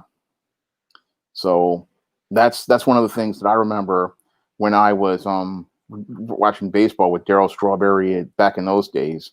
I started to see Right. a lot of black players walking away from baseball because of the farm system and how long it takes to even get into the major leagues because you have to go through triple A, double A, and then single A, and then it's a long road, and people just they're like, I want to get paid because you don't really get paid on those farm systems. You You know, sit there for years, and you're losing time as related to your career. So a lot of guys they're like, I don't want to do this. I'll just go here and play basketball where I can possibly get lottery picked in the NBA, and I can start making money, or I go to the NFL and I start making money, I can get and endorsements too. yeah, I get yeah, more endorsements. Yeah. make it. That's Uh, why they do it. right. Uh, so yeah, that's very much true. Last thing I wanted to talk about, though, of course, was about, and I put this up a little too soon, but Mac Daddy Biden. I should have started this earlier, but I wanted to get your thoughts. I call it Mac Daddy Biden because we talked about uh, the phone call. I did a live stream about it, the Zoom call that Joe Biden had with the leaders, and we were talking about them earlier. But of course, Mark Morial, Al Sharpton, um, I believe, yeah, Cedric Richmond was also on that call, and some others I can't name, where Biden flat out told them what they weren't going to do, what he was Yeah, not going to do. And he has a history of being condescending. He has a history of talking like that. And he talked like he was at a debate rather than at a Zoom meeting. But when I heard it, I honestly laughed at it because this is what you were getting, this is what you expected. yeah. But what are your thoughts on it? Because there are people that are still defending Joe Biden even after that. And if you give me your 2 cents on it. Well, what's sad about that situation is it showed how codependent some black people were because they just sat there and let this man condescend to him. And what's really sad is they didn't really even see how they had leverage on the table because when I looked at that situation and the way they were talking, Joe Biden was talking down to those black leaders, they had leverage because those two Senate seats were up for grabs. And they could have easily said that if you don't give us what we want, we're going to make sure that you don't get those votes for the Senate and you're not going to be able to flip the Senate. So you're sitting there wanting to talk down to me. You don't understand the power the black vote has because it was the black vote that put you in the White House. And it's the black vote that can keep you from being able to further your agenda. Because if you don't further our agenda, we're not going to support your agenda. So a lot of the black folks there really didn't understand the power they still had on the table, but that's because they had a codependent I think mindset they coming in. understand. I'm sorry to interrupt you, but I think they understand. I just feel that they just don't want to do it. Well, they're too scared to stand up, and the whole thing is you can't be afraid to stand up because, as I see it, if you really want this Senate, then you're going to have to give something to get it. I mean, Hispanics, Asians, they're all going to tell them, look, if you want Right. this, you give me something. And he brought up Hispanics at that meeting. He said, look, they're going to be the majority in this country. what will really happen is that the United States will no longer be a majority white country. Is going to have Hispanics will be they're already the number one leading minority. They have outbeaten blacks as far back as the early 2000s Yeah, when we started losing leverage, especially with illegal immigration. yeah, But uh, that was being allowed, and we're being pushed into a further underclass because Biden has stated he's going to grant amnesty to these illegal immigrants, but also they want to help uh, Indian Americans come in with H-1B visas. They will outnumber blacks in 20 years. yeah. But that what's going to happen is with Hispanics right now, they're already seeing the fragmenting because many of the Hispanics see themselves as one, white, and two, you're starting to see a lot of them vote Republican. So a lot of the Right. Democrats thinking that, oh, we're going to have this Hispanic base, but that Hispanic base is becoming more and more conservative with each passing day. And when it comes down to the Indian community, they are just exploiting America for its resources. They use the H-1B visa to get money, and then they go out here and take that money and build their own country and own infrastructure at America's expense. So this is all going to backfire very nicely on many of the whites who have this idea. I mean, they think putting blacks are in a permanent underclass, but the minorities that they're trying to bring in to replace blacks have agendas of their own, and those agendas may undermine all their plans to keep blacks as a permanent underclass because they're not interested in being an underclass. They're interested in empowering themselves, and they're interested in taking power for themselves. So they're thinking, oh, we're going to replace them, but nobody has the codependent mindset that black people have. And if black people got out of the codependent mindset, they would be a formidable force politically. Yeah. Well, Al Sharpton, he's not no leader. No, I don't. He's what Ron calls the cooler. yeah, Brother Ron Hurd calls him the cooler because he comes in when the block gets hot and cools everything down, telling black people, "Oh, don't do that. You better not do that. You better not do all of that." Remember, even when Michael Jackson was in yeah, Harlem, we've done a video before about it because Al Sharpton was tied with Donald Trump, but also yeah, when Michael came to Harlem to protest Sony and Tommy Mottola, Al Sharpton told everybody to ignore what Michael was saying about Tommy Mottola. yeah. So and that's part of the clip there. I don't know if you want to play it right quick, or I could just play it briefly. I'll You play don't it. have to, you don't have to play it. That's all right. I know all about Michael Jackson and everything with No, Al no, no, Sharpton. no, not that. I'm talking about the Biden clip. Oh, okay. I've seen the Biden. I watched it. The guy sent me a link to it. That's why I was able to make the video about it. I watched it in its entirety. Well, for those that didn't hear it, All right, you can I'm play gonna it. play it. Let me know if y'all can hear it when I play it. Okay. All right.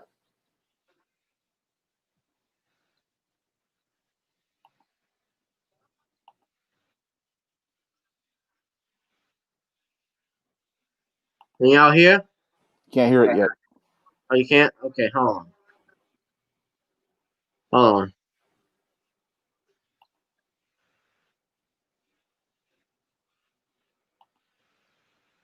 Authority that my progressive friends Let me talk rewind about. it. I'm not going to hesitate to do it. But what I'm not going to do is I'm not going to do what used to, Benita, you probably used to get angry with me during the debates when you'd have some of the people you were supporting said, on day one, I'm going to executive order to do this. Not within the constitutional authority. I am not going to violate the Constitution. Executive authority that my progressive friends talk about is way beyond the bounds.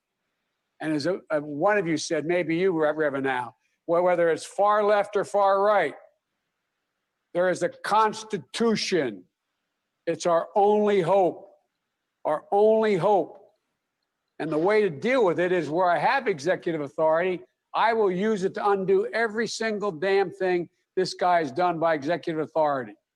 But I'm not going to exercise executive authority where it's questioned, where I can come along and say, I can do away with assault weapons.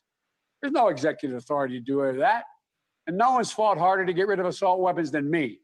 And that's bullshit. But you can't do it by executive A order. knife is an assault If weapon. you do that, next guy comes along and says, well, guess what? By executive order, I'm going to say everybody can own machine guns again.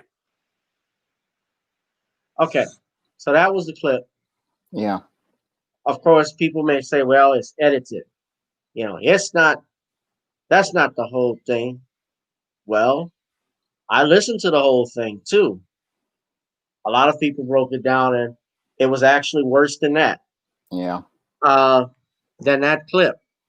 And what I would say too is that, well, first off, even on an assault thing, if you go weapons thing, if you go to Biden's website, I've told people about this. He makes it very clear that they are opposed to they're opposed to the Second Amendment. There's no question about it. The things that they want to implement, like being only allowed to buy one gun a month. Well, first and foremost, how are you going to do that? Because that's unconstitutional, number one, Yeah. not just the Second Amendment, but also to the interstate commerce clause as well. People have a right to shop. They have a right to buy. It's going to hurt the gun industry. It's Yeah. also, you're talking about assault weapons, banning assault weapons. A 9mm can be an assault weapon. Yep. A handgun is an assault weapon. A Virginia Tech killer used James Bond's gun, Walter P2K, to kill several people. So he's clearly he doesn't know what the hell he's talking about. He's not going to be running the show. I think Pelosi is going to be running the stuff. But Yeah. but back to, I guess, the original point, what we talked about, and I called him Mac Daddy Biden. You notice too, they're starting to bring Barack Obama out more and more, Yeah. and cycle him out. Also, the other presidents. You know, I don't know about you, but I really get tired of seeing them. You know, I really don't have too much to say about President Obama because he keeps shaming black men. He finds a way, which is something he's always done, I've noticed. And I don't care out there who doesn't like what I'm saying. You know, I've had friends, I don't know about you, Shawn, but I've lost friends over this election Yeah. because they love uh, Missy. They love Missy Kamala. They Yeah. love Madam Kamala, and they love Uncle Joe.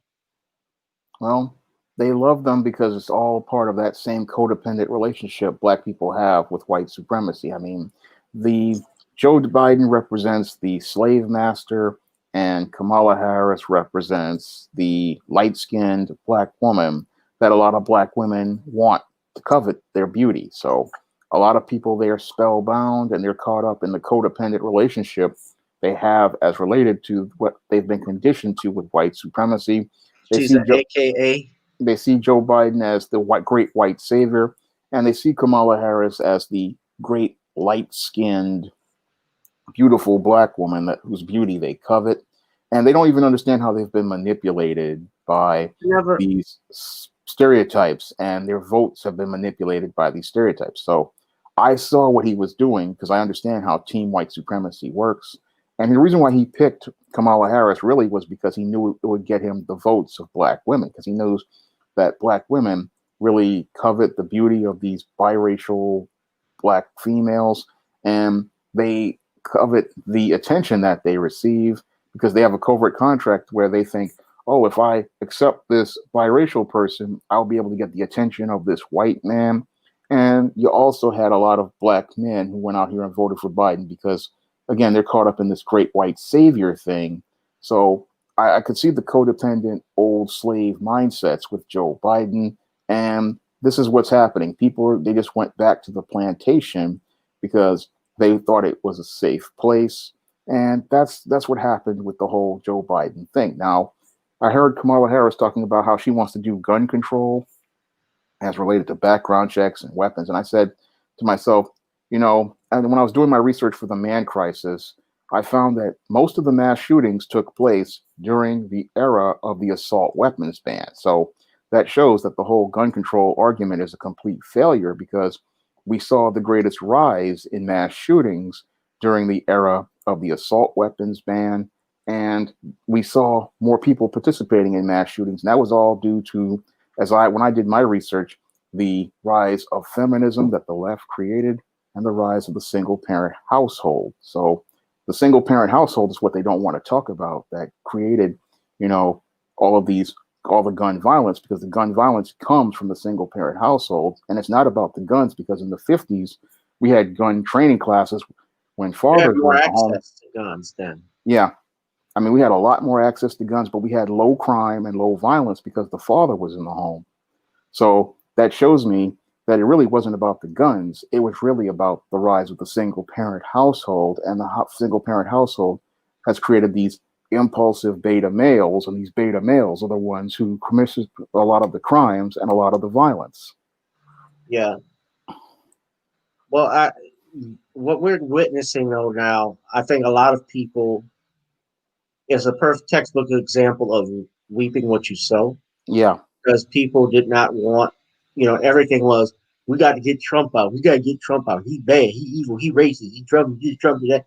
And while I have my issues with Donald Trump, uh, a lot of stuff that Trump was doing, he was not targeting black people No. specifically.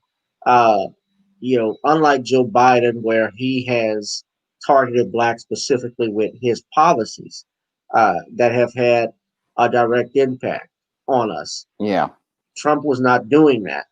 And, a lot of people, they still think, I still find, I don't know about you, but a lot of people feel it's hard, still think that there was some type of finesse with the election because Biden didn't have as many people at his rallies, and he's not a polarizing candidate.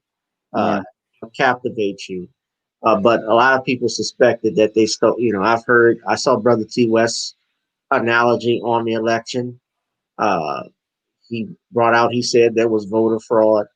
I I personally have not looked at all of it. I've heard what has been said, but you think there was such a finesse, or if I could ask you? I doubt that there was any finesse. I think that it's just people were mentally manipulated. A lot of black people were mentally manipulated by their codependency. And a lot of people were terrified by this pandemic, because when I look at the way America voted, it was primarily, I think, based on emotion. And a lot of the emotions were running high because we have people who are unemployed. We have half the country out of work. We have a lot of black people who are struggling. We have a lot of people all over across the globe struggling. And when you have an election where people are struggling and people are desperate, they will go with somebody just to get some sort of stability. It's similar to what happened in Germany with when the rise of Adolf Hitler. People were so desperate to get out from under the oppressive system, things that were going on as related to the economics, and they wound up voting for Adolf Hitler because he promised them some sort of relief. And when people are mentally manipulated, they run on emotion without thinking critically. And that's what we saw with this 2020 election. I don't think the election was rigged in any way, shape, or form, but I think people's emotions were manipulated. And because they were running on feelings and voting on feelings, they were not thinking critically about who they were voting for. And that's why we've got a lot of people now with voters' remorse, because they voted on emotion, thinking that a vote for Biden would lead to some sort of change, but they didn't understand what they were changing from, because they thought the orange man was so evil because propaganda and the media told them he was so evil. But we all know that a lot of people don't know that they were just going from the frying pan into the fire with Joe Biden. Well, I will say this too, though, about that, because I sit down and talk all the time. Judge Joe Brown has talked about it. I mean, I remember those states initially being red, and then all of a sudden the counting just stopped, which is something I've never seen happen before. Yeah. And then in Georgia, when they said there was a pipe that burst while they're counting the ballots, it was just, I found it very interesting. But you know, they have rigged it now. They have rigged elections before. They do it all the time. Yeah. They did it in 2000. I mean, that was clear when they gave it to George W. Bush over Al Gore. Everyone knows Al Gore whipped George Bush. But then again, Al Gore couldn't even carry his own home state of Tennessee. Yeah, Which but was, yeah, the country's been in decline ever since that election. So we yeah, really have not been in a good direction ever since. I mean, I always saw 9/11 as the thing that broke America's spirit, and I always saw COVID as the thing that is practically, after breaking the spirit, is starting to tear at the soul of the country. And we're in a bad place right now because the country is not in a good place, mentally, physically, or emotionally. And if they keep going on, I just don't see America holding out much longer. yeah. Yeah, well, that's a good point, man. That's a damn good point. Let me see if we got any other comments. Of course, we got people watching on Facebook. We got people watching on YouTube. You guys hit that like, share, and subscribe button too, especially if you are new to this channel. Some people I don't recognize, some people I do. If you're, please donate to the Cash App. We have Brother Shawn James on. Y'all check out his books, The Man Crisis, as well as Eternal Night, Why 70% of Black Women Are Single, and the John Haynes series, The Man with Nothing to Lose. That was his latest book on the John Haynes Series. series. Before you go, Shawn, because I know you've been here for a while, I don't want to keep you too long, and I really appreciate you coming on here talking with me. I do want to make this lighthearted. Of course, this is Christmas, and Christmas is actually next week, Christmas Day, Christmas Eve. Yeah. And I said I was going to bring this up, and Shawn, for being the movie buff that he is, uh, he's only seen. You don't watch Christmas movies too much, from what we've talked about, but you've only seen, of only one that you've seen, which is the original Miracle on 34th Street. Yeah, I've watched Miracle on 34th Street and It's a Wonderful Life, and I don't know if you could constitute Die Hard as a Christmas movie, but that's about it as related to Christmas What about movies. Lethal Weapon? That's a Christmas movie. I haven't seen. All I saw was the first one of that one. Well, that first one was a Christmas. The first Lethal Weapon. Oh, That was set at Christmas. but it was like several. It's been years since I've seen it. It's like, but I have watched a couple of them here and there, but I don't usually watch too many of them because I am too busy preparing for the holidays. I'm so busy, especially these days. It's like I'm working like I was working back in 2000, early 2000s with AmeriCorps Vista. I mean, I used to have time for movies, but I don't have time anymore. But I have the only ones I watched again, because every year my family watches Miracle on 34th Street every year. That's the movie we watch all the time, and my brother likes It's a Wonderful Life, so we watch that one. But that's in the public domain. Yeah. Well, let me just tell you some Christmas movies that I like. The original, I do like the original Miracle on 34th Street. That was with Edmund Gwenn, who played Santa Claus. He won an award for that. The remake, the 1994 version, which Richard Attenborough played Santa, actually came on today. Yeah. And, I watched that as well. But I like to look at Home Alone. I'm surprised you didn't even mention Home Alone, that you saw that. I was into black movies back then when that came out. I mean, I was watching. Well, even Home Alone 2, because that was shot in New York. I have not seen that. The 90s, I was so busy focused on school. I mean, I barely had time for much of anything. I mean, I remember watching Ninja Turtles, the first Ninja Turtles movie, but that was about it. And I saw a movie called Warlock. It was a horror movie back then, but that's about it. I remember that. Yeah, Warlock. Yeah. Yeah, that was scary. Rosalind says National Lampoon's Christmas Vacation. Home Alone. Let me just give you a rundown of my movies. Right. Of course, I got to do a top 10 later, but Christmas Vacation. This is not in any particular order, but Christmas Vacation, A Christmas Story, which is the BB gun, Ralphie. Yeah. Elf. I do like watching Home Alone, the Home Alone 1 and Home Alone 2.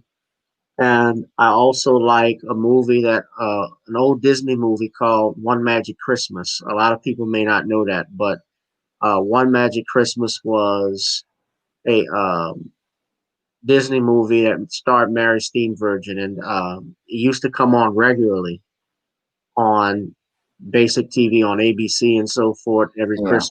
Hallmark used to play it, but they don't show it anymore. Far Side X is Soul Food, a Christmas movie. I don't think so, but I do like. You should check out Almost Christmas with Danny Glover and Monique. That was pretty good. I like that to watch that as well. And This Christmas that comes on regularly, which are two black Christmas movies. So y'all should check those out. But top well, Christmas songs that you like, Shawn, or albums that you play during this time. That's what I was really going to ask you. All right. I play Nat King Cole's Christmas album. That's the one I have mostly, and I play other ones. I mean, have a Shirley Caesar Christmas album we play all the time around here, and there's a couple of other ones. I just pick up songs random here and there So on the that's radio. Shirley Caesar. That's just gospel. Yeah, Christmas. yeah, she had a Christmas album. Okay, yeah, that doesn't surprise me. She's been around for a while. Kirk Franklin has a Christmas album. And there was Mariah Carey Christmas I listened to too. Yeah. Okay. Yeah. And sometimes I listen to Michael Jackson, the Jackson 5 one. What about the Temptations? I haven't heard theirs. I heard one or two songs on when I go into a store here and there, but Yeah, they have a Christmas. Well, I mean, even their Silent Night version. yeah. The Silent Night. Rosin says Motown Christmas songs. Yeah. Their version of Rudolph the Red-Nosed Reindeer. I love. Uh, I used to see as a kid. I mean, I still do. I love Christmas, and Yeah. I listen to the music. I'm embarrassed to say this, but even as a kid, or maybe not, even when it wasn't Christmas, I would even listen to it just because I loved it. Kept me in great spirits. But I love, yeah, Nat King Cole. I think he has to be number one because he actually paved the way for black artists to Yeah. have Christmas songs now. That song, the Christmas song, is actually, I think, one of the most performed Christmas songs of all time. Is the most performed Christmas song at Christmas time. Yeah. And he, is written by two Jewish songwriters, Mel Torme, who was a jazz singer, and Robert Wells. And a lot of people don't know most Christmas songs are actually, a good number of them, the most popular, written by Jews. That's just a very interesting thing I found that was ironic. But That's very interesting. Nat King Cole, Mariah Carey, Motown Christmas album. I used to have that. I also had the Time Life had something called Soulful Christmas, where it was various artists that I would listen to, Brooke Benton and Ray Charles and James Brown, Otis Redding's Merry Christmas Baby. I love listening to that, and countless others. So, and I have Aretha Franklin's last Christmas album that she did for Borders, which was pretty good. So, Yeah. yeah. I mean, I heard some of them, but I haven't. I just hear songs here and there because I'm just so busy sometimes. So I need to listen to more, Christmas music. But during the holidays, I'm just busy because this is my busy season. I mean, this is where most of the people buy their books. So I'm so busy focused on trying to get the holiday promotion That's rate. Jake Claus. Yeah, it's hard work. So Yeah, I know it is, man. Push them books. yeah, Well, because this is when and people buy them.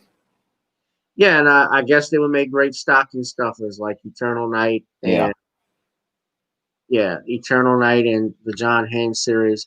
Far Side says Johnny Mathis, I believe, makes great Christmas music. He does. I play his albums too. I forgot about him.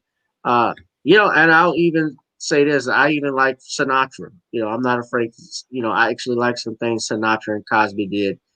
Crosby, Bing Crosby, but Sinatra actually. The reason I like Sinatra too was that he didn't tolerate a lot of racial shit. Yeah. He was responsible for desegregating Las Vegas and threatening to fire the entire staff if they didn't let Nat King Cole sleep at the Sands Hotel, sleep and eat there. So, yeah. But yeah, those are all classic. Roslyn says, I think I'm one of the few who like the Disney's A Christmas Carol shoes with Jim Carrey with mocap animation. Yeah, I thought that was good. It was kind of like the Polar Express. I thought which is great. And you guys should check out the Polar Express ride. I don't know if they're doing it with COVID, but uh, that was fun to do. Yeah. Yeah. Well, Shawn, I'm not going to keep you because I actually have Santa Baby Eartha Kitt. Yeah. This Christmas, Donny Hathaway. But I won't keep you, Shawn, because I know you've been on for a while, and I don't want to keep you from any other work you have. But if you want to do a plug-in, All right. go ahead. Well, you can pick up many of the SJS Direct books, like the ISIS series, the E-Steam series, and the John Haynes series, and the books of the Spinsterella trilogy on Amazon.com right now in paperback and Kindle format. They're great all ages reading, so you can give them to your kids. And they're the kind of books you can feel safe about giving to your kids. I'm going to leave a link to where you can get all my books in the chat. Most of the books I produce are family friendly, like the ISIS and the E-Steam series and the John Haynes series. So all those books are very family friendly. They're great gifts. And one of the books I'm producing right now, E-Steam Blast from the Past, has a bonus free E-Steam comic book, No Good Deed. So you definitely want to pick that one up because I'm getting ready to try to branch out into comics. And you can see what an SJS Direct comic looks like in the back of this story. So Blast from the Past is one that you definitely want to pick up in paperback and Kindle format because it has that bonus comic in the back. And that's a great holiday gift for the fantasy fan in your life. So definitely want to pick those up. Those are great gifts for the kids in your family, or if you want to treat yourself to some fun African-American fantasy, you can head over to Amazon.com and get all those books over there. Shawn, also tell everyone where they can find you, follow you, like your social media platform. All right. You can find me on Twitter. I'm going to leave a link to that in the chat in a minute. Okay. Let's see. Where am I? Okay. You can follow me on Twitter.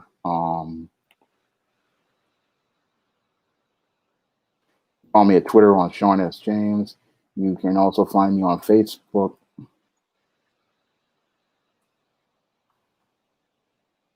As Shawn S. James. I'll leave a link to that in the chat. And you can friend me through Facebook. And you can find me there. You can also find me on Instagram, where I'm also SJS Direct America.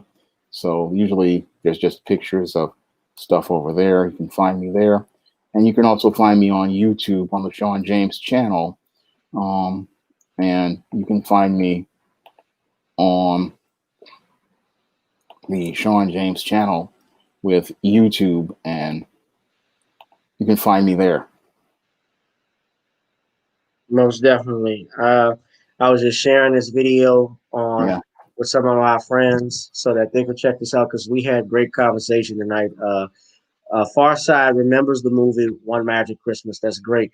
You guys, if you want to support me, because this is I know it's the Christmas season, and I'm trying to avoid the naughty list, but right now Twitter is on my shit list. So I would ask you all if you want to continue to see me, because we're gonna forget Twitter. I don't need them. I'm actually considering dropping my account highly just as a result of this, but you guys can support me here on YouTube. And I'm actually have issues with them. But please drop something in the Google Pay. You see the ticker at the bottom.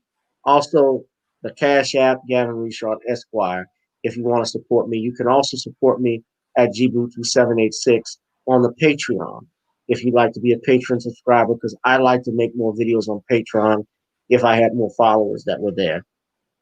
And that way I can upload content that I know won't be censored, that I know I can express myself.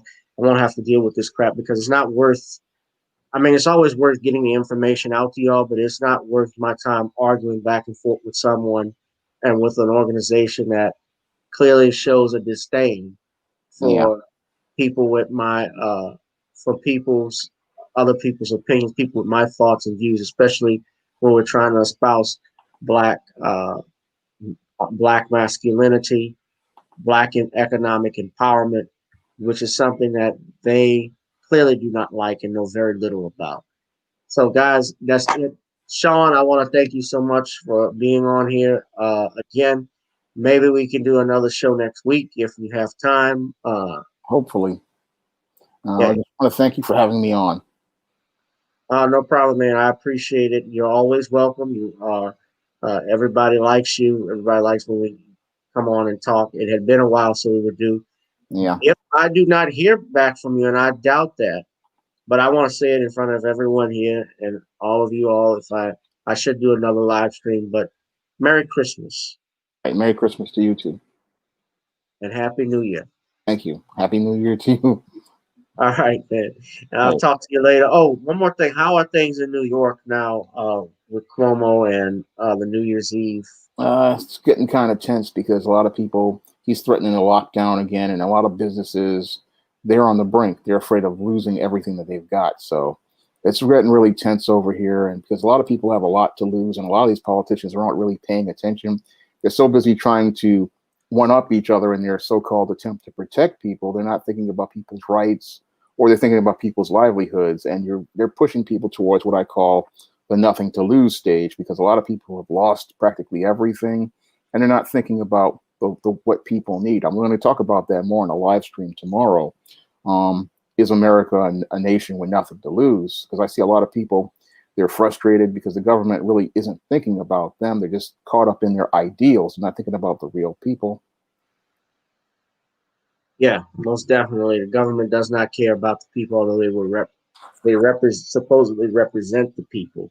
Yeah. Uh, and that's something that they forget that that is a fundamental principle of democracy, or really a republic, because the United States is a republic.